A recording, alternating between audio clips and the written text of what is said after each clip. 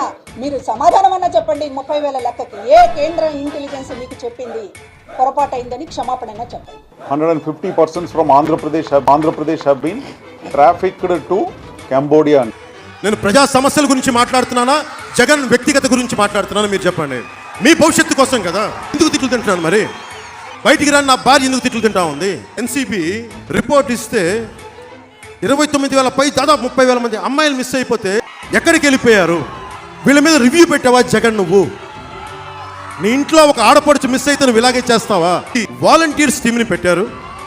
ప్రతి ఊర్లో ప్రతి గ్రామంలో ఎవరు మనిషి, ఏ కుటుంబంలో ఎంతమంది ఉంటారు, ఇట్లా ట్రాప్ చేసి హ్యూమన్ ట్రాఫికింగ్ జరుగుతూ ఉంది వీళ్ళ ఇన్ఫర్మేషన్ వల్ల. దయచేసి దీన్ని శోధించండి. ప్రతి గ్రామ వాలంటీర్ ఇన్ఫర్మేషను కొంతమంది సంఘ విద్రోహ శక్తులకు ఇస్తే మిస్ అయిపోయారు ఇంతమంది.